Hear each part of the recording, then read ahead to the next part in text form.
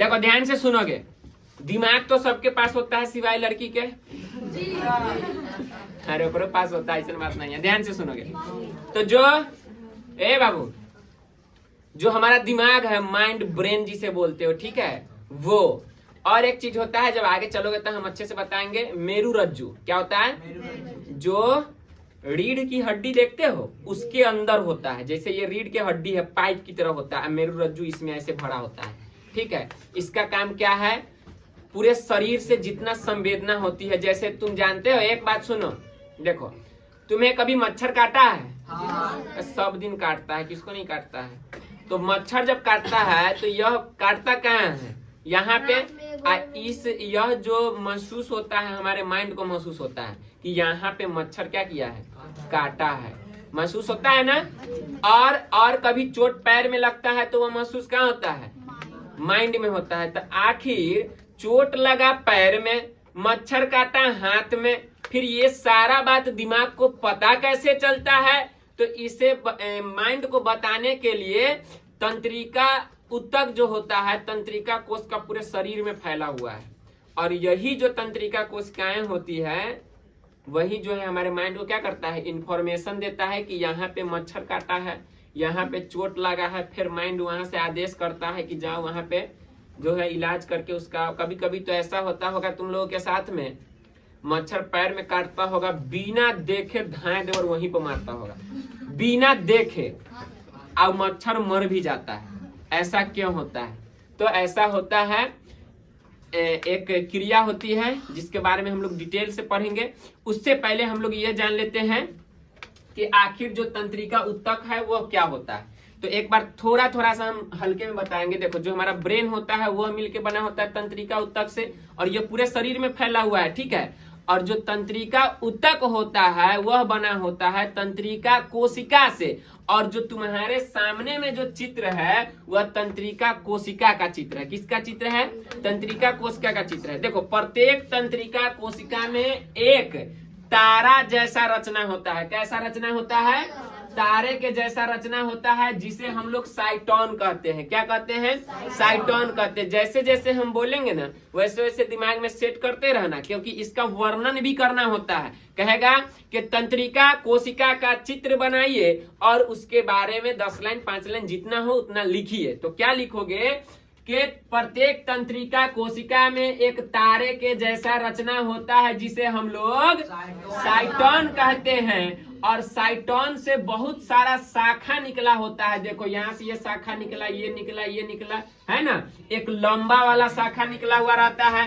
तो जो साइटोन से शाखा निकला हुआ रहता है उसे हम लोग क्या कहते हैं? डेंड्रॉन कहते हैं। क्या कहते हैं? डेंड्रॉन कहते हैं। और देखोगे डेंड्रॉन से भी बहुत पतली पतली, ठीक है, देख रहे हो, डेंड्रॉन से भी बहुत पतली पतली क्या निकला हुआ है? शाखा निकला हुआ है, जिसे हम लोग क्या कहते हैं? डेंड्राइटस कहते हैं। क्या कहते हैं? डेंड्राइटस कहते हैं। इतना 3 लाइन याद हुआ। क्या हमने बताया कि प्रत्येक तंत्रिका कोशिका में एक तारा के जैसा रचना होता है, जिसे हम लोग साइटोन कहते हैं। इतना याद हुआ। और साइटोन से बहुत सारा शाखा निकला हुआ होता है, जिसे हम लोग क्या बोलते हैं? डेंड्रॉन बोलते हैं। देखो, ये शाखा निकला हुआ है, ये वाला है, ये वाला है, ये वाला एक लंबा वाला है, ठीक है, इसके बारे में भी हम बताएंगे। तो उसे डेंड्रॉन कहते हैं। और प्रत्येक डेंड्रॉन से, देखो यहाँ पे डेंड्रॉन है, ये सब डेंड्रॉन है, इसमें से क्या है? पतला पतला शाखा निकला हुआ है। इस तंतु को, इस शाखा को हम लोग क्या बोलते हैं? डेंड्राइटस बोलते हैं। क्लियर है? साइटोन के अंदर, ये जो साइटोन है तारा के जैसा रचना, साइटोन के अंदर कोशिका द्रव्य भरा होता है। क्या भरा होता है? कोशिका द्रव्य भरा होता है। और कोशिका द्रव्य में ही एक बड़ा सा केंद्रक होता है। क्या होता है? केंद्रक होता है। इन सभी का काम हम लोग डिटेल से देखेंगे। कब? जब इसको मिटा देंगे तब। इस पे कैसे लिखें? फिलहाल अभी इसका रचना समझो कैसे होता है। इसको समझाने के बाद में हम फिर किसी को खड़ा करा के पूछेंगे कि हमने क्या क्या बोला है। तो ध्यान से तनी सुनना, ठीक है? क्या बोले हैं एक बार और बोल देते हैं। देखो, बहुत आसान है। हमारा जो माइंड है, जो मेरुरज्जु है, वो सब किस चीज से मिलकर बना हुआ है? तंत्रिका उत्तक से। तंत्रिका उत्तक किस चीज से मिलकर बना हुआ है? तंत्रिका कोशिका से, ठीक है। प्रत्येक तंत्रिका कोशिका में एक तारा के जैसा रचना होता है जिसे हम लोग साइटोन कहते हैं। साइटोन से बहुत सारे शाखा निकले होते हैं जिसे डेंड्रॉन कहते हैं, और डेंड्रॉन से बहुत सारे पतली पतली शाखाएं निकली होती है जिसे हम लोग डेंड्राइटस कहते हैं। साइटोन के अंदर पानी जैसा कैसा द्रव जेली नुमा, देखो पानी तो एकदम ज्यादा पतला हो गया, जेली नुमा, जूस देखे हो, समोसा खाने कभी गए हो, उसमें जूस रख जो जेली होता है रखने के लिए, वो होता है ना, वैसा ही ये भी चिपचिपा होता है, ठीक है, एकदम पनीहल्ला नहीं होता है। तो वैसा होता है जिसे हम लोग कोशिका द्रव्य कहते हैं। और कोशिका द्रव्य के अंदर एक बड़ा सा क्या होता है, केंद्रक होता है। अब 1 मिनट ध्यान से सुनोगे, साइटोन से एक बहुत लंबी, ज्यादा नहीं मतलब लंबी होती है, ये देख रहे हो लंबा, देखो साइटोन से तो बहुत सारा शाखा निकला ही हुआ है, लेकिन एगो शाखा ऐसा है जो बहुत क्या है, बड़ा है दूसरे की तुलना में, ठीक है, तो उसे हम लोग एक जोन कहते हैं। क्या कहते हैं, एक जोन। बोलो इतना तक याद हुआ? एक बार हमारे साथ में बोलो, याद हो जाएगा, बोलोगे। प्रत्येक तंत्रिका कोशिका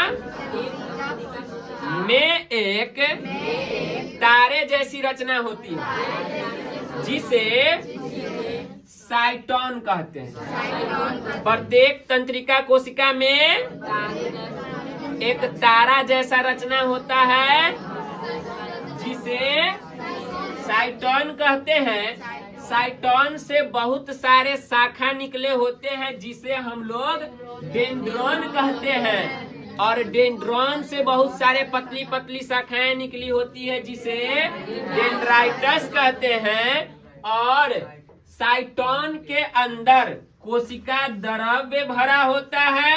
कोशिका द्रव्य में ही यानी साइटोन के बीच में एक बहुत बड़ा क्या होता है, केंद्रक होता है। साइटोन से एक लंबी शाखा निकली होती है जिसे हम लोग एक जोन कहते हैं।